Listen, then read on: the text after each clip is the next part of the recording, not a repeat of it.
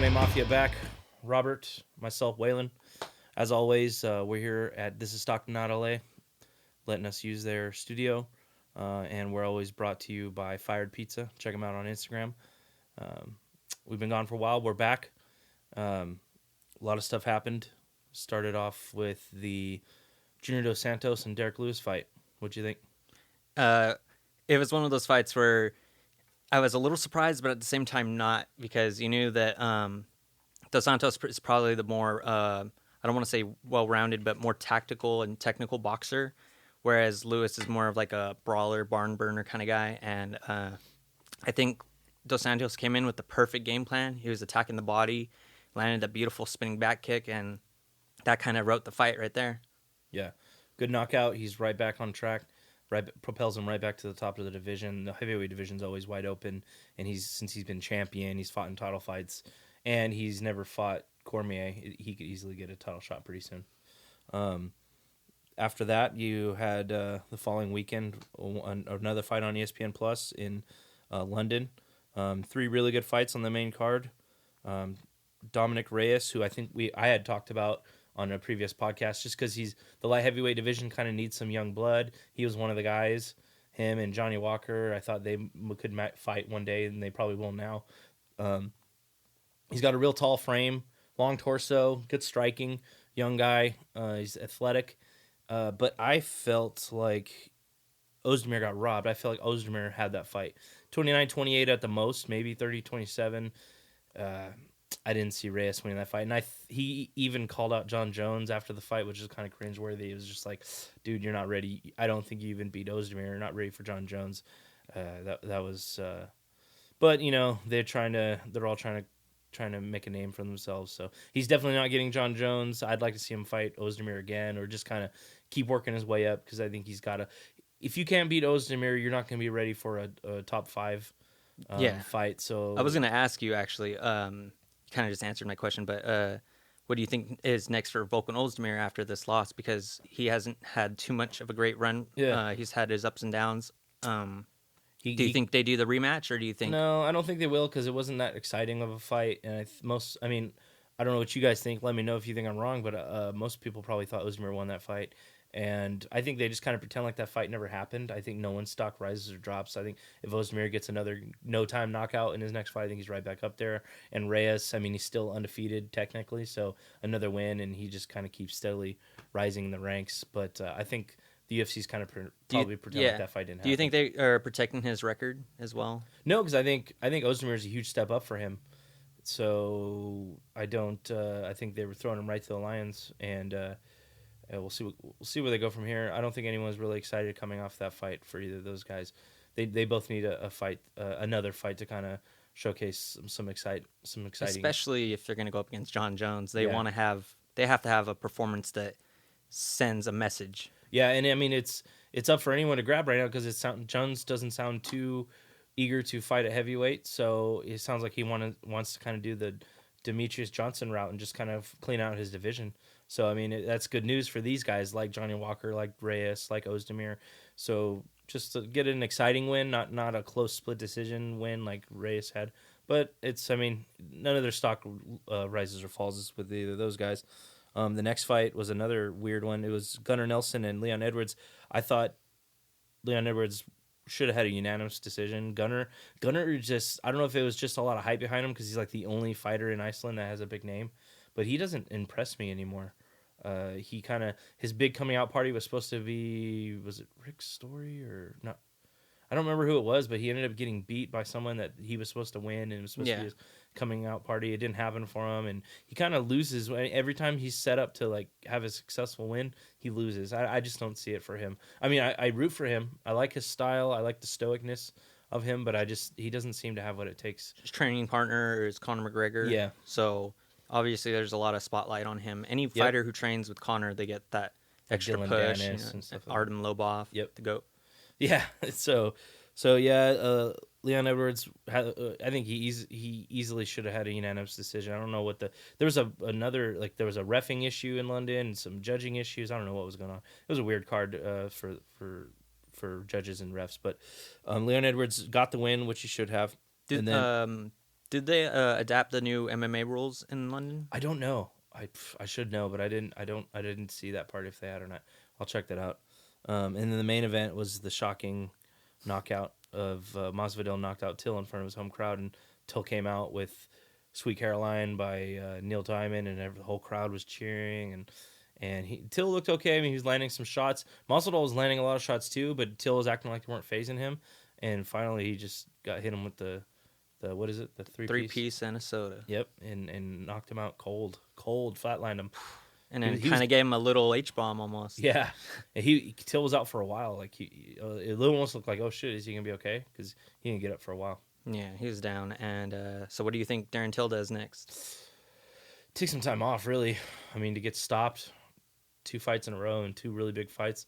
Maybe the hype was just too early for him, and it's kind of sketchy because he's what most people believe to be a middleweight fighting at welterweight, and Masvidal, most people believe he's a lightweight fighting at welterweight. So it's kind of odd to. He did have issues cutting weight too, right? Mm-hmm. So I think maybe what they should do with him is give him some time off, especially after a knockout like that. Maybe close to a year off, and maybe reevaluate his game plan and everything, and then come back into it with a new head and Hopefully.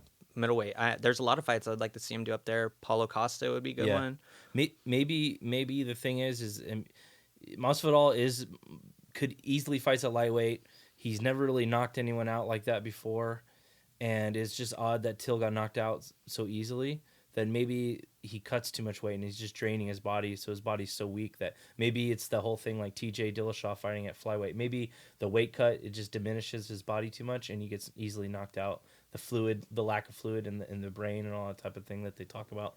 Maybe a 185, he'd have a stronger chin. I'm not a scientist, I'm not a doctor, I don't know. But maybe he just needs to stop cutting the weight and move up to 185 because that was a brutal knockout for a smaller guy like Masvidal to knock out a bigger guy like Till. But yeah, Masvidal, where he goes from here is I mean, no one's stock was higher after that card than Masvidal because he's coming off a 2-fight losing streak, knocks out Till in London. I think the fact that he gets the clean knockout in, and he's ranked 11. Yeah, and he just Till beat the number 2 or 3. Yeah, so. And then he created a storyline after the fight when Leon Edwards comes up to him when he's getting interviewed, and then he hits him with another 3-piece in a soda, and all those shots seem to land cleanly. Yeah, and Edwards actually came out of the fight with Gunnar Nelson unscathed. Yeah. He looked great. He gets hit with that 3-piece and soda, and his cheek busts open. He's bleeding, and those shots were fast. Yeah, the ding, ding, ding. Masvidal said that I didn't see from the video. The video is like poor quality because they were kind of in the back a little bit. Yeah, but he said that he walked up to Leon with his hands behind his back, which you could see that. But he said that Leon put his hands up, and that's what initiated him to, he said, strike where I'm from, it looks like you're gonna punch me, and that ain't gonna happen. Yeah. So I almost feel like they need to fight. They need to fight in the cage. I mean, there's a lot of options for Masvidal. He could fight Askren. He could fight. I feel like there's someone else up there. There's a lot of fights. I feel like almost any fight you do with him now would sell, especially because if you give him someone who's a trash talker like Ben Askren or Colby Covington, even though Colby's probably fighting for the belt, I think the back and forth would be great. The media would be awesome for that fight. Yeah, if I'm the UFC, I'm going with Leon Edwards, and then I have Askren fight the winner of that, and then I have the winner of that fight, the winner of Kamaru Usman versus Colby Covington. I think that's probably a good plan. A lot of people might disagree with me on this, but I think that I want to see Leon Edwards versus Jorge because of what happened. But the fight itself, do you think it will be a boring fight with Leon's game plan? Yeah, Leon's not always in a super exciting fight. I think Masvidal can make it. You know what? Masvidal can make a boring fight too sometimes. That's a tough one. I think it just needs to happen because of what happened after the fight. But it might have a recipe for a boring fight. But maybe they'll be so emotional over what happened that it becomes an exciting fight. Who knows? I like that. I like when fighters get emotionally messed up because it changes like the whole game plan. Like when we saw Donald Cerrone and Nate Diaz, those kind of fights. Like I would think Cowboy can beat Nate Diaz. Yeah, he's a beatable fighter. But with this fight, it's like is it going to be enough to change Edwards' game plan? And is he going to want to stand and bang with Jorge? Because I think that plays into Jorge's game plan. Yeah, You know, I think they should fight each other to benefit each other's stock as well, because I think I think the masses, I don't think care too much about Masvidal, and I don't think they care too much about Edwards. But I think if they fight each other, it puts them both on the map, and it makes them more relevant in the rankings and in the minds of the fans. I think they should fight each other just because people will be clamoring to see that fight more than anything else, just so they can settle the score kind of based on what happened after the interview. yeah. So yeah, Masvidal's riding high after that one. And then coming up, we got this Saturday, I believe, is Stephen Wonderboy Thompson and Anthony Showtime Pettis. I've been looking at Pettis on Instagram. He looks a little thicker than he normally does, but he still looks pretty skinny for 170 pounds. And Thompson's really tall and long. So it's gonna when the fight was announced, I mean, I was excited because it's just kind of like a freak show fight, and it's gonna be an exciting fight between two people that are willing strikers, very polished strikers, and they have full arsenals in the kickboxing game. But I just think it's a weird size advantage. Someone who could fight at 185 easily, it doesn't, not easily, but fights as a really big person at 170 pounds, fighting someone who's fought at 145 pounds at one time. It's just kind of a weird matchup. We have seen the smaller guys win before. Yeah. The thing that interests me about this fight is that Anthony Pettis, will his skills translate with him into the weight class, going up? Because, or is that weight going to prevent him from performing the way he normally does with the, the flashy kicks and everything? Yeah, is he going to be able to carry that, and how does he do in 5 rounds with that? Yeah, and will he weigh in at 170 pounds, or is he going to be like 165 or something? I'm interested to see that as well. I think he'll be all right. I think he'll probably weigh in 168, 169. Yeah, and Thompson will probably be around 171. So that's going to be interesting. I may be wrong. I've been wrong in the past, but I think I'm going to have to pick Stephen Wonderboy Thompson just based on length, power, and because of his size advantage and experience fighting at welterweight. Yeah, I'm gonna have to agree with you on that. I'm going with well, my heart kind of wants to see Anthony Pettis win because I know he's not really. I think he's in a good place mentally now, where he's more fighting for fun now rather than when he was, because he's already been the champion. Yep. He had his opportunity at 145. So I think he just wants these fun fights, and he wants to be exciting, kind of go out on a, maybe like a Diego Sanchez kind of deal. Perfect analogy. Yep. Yeah. So. I agree with that. Yeah, I'm with you. My heart will be rooting for Pettis, and especially after his last fight with Ferguson, and how he put on a show and almost won that fight, and how he does seem happier now that he's like doesn't feel like he's a failure because he's not the champion. I think he's accepted his role as a former champion, but he'll go out with a fan favorite, and so my heart will probably end up rooting for Pettis. I just think if I have to put money on it, I'll probably put it on Thompson just based on the things the attributes that he has over Pettis in this fight. Yeah. But it'll be exciting. Look forward to it. I think maybe we could talk about Tony Ferguson. Yeah, we should. A lot of crazy stuff going on there. He seems to be admitting that he was doing some weird things and that the UFC's helping him. Has the wife said like anything else other than releasing those statements on calling the cops and stuff? Has she said she so initially she has the restraining order because he would not go to meetings that they set for him, and I guess he ran away with their son, or just some crazy stuff going on. And then the wife said that he was having emotional breakdowns and ripping the house apart. I guess he destroyed their whole house, and she got the restraining order for fear of herself and her son, and I believe for her brother or someone else. And so right now, Tony seems to be very positive on social media. He's still posting his champ stuff and everything, but I'm hoping that he's, in a good place right now, and that the UFC is helping him with it as well. It seems like they are. It seems like, they're giving him everything he needs, and hopefully he takes advantage of that. And because he's an amazing fighter, we definitely want to see him come back. Yeah. We've talked about him versus Khabib, him and Conor maybe eventually. He had that amazing fight with Anthony Pettis. I just, it's such a waste to see like him get this high, become an interim champion. This happens, you know, but then you got to understand that at the end of the day, you know, he's a human being, and he did suffer from something post the Ultimate Fighter win, right? He had some issues back then too. Yeah. So I just want to see him get well first, you know. So we're wishing the best to Tony Ferguson and his family, you know, and make sure that everyone out there is being safe with this and getting him fixed in the head or whatever it is first, you know. And then I think they concentrate on putting his next fight out there. Yeah. I mean, I want to see it too. I feel like he is other than maybe Max Holloway, he is the kind of guy at 155 pounds that could cause problems for Khabib with his bottom game, with his mix of boxing and wrestling, and to be able to submit people off his back. Scramble his ability. Will he be able to scramble? Because in my opinion, he has like the best scramble. Like, we've seen guys try to take him down and he just rolls with it, and you know, he pulls off something crazy or he gets a submission somehow. Mm-hmm. He could be losing a fight, and then when he gets rocked and he still finds a way to win, get a choke in the midst of a scramble. Yeah, he always, it doesn't surprise me with the whole schizophrenia type thing, because he does always seem like he's out, like something is off about him.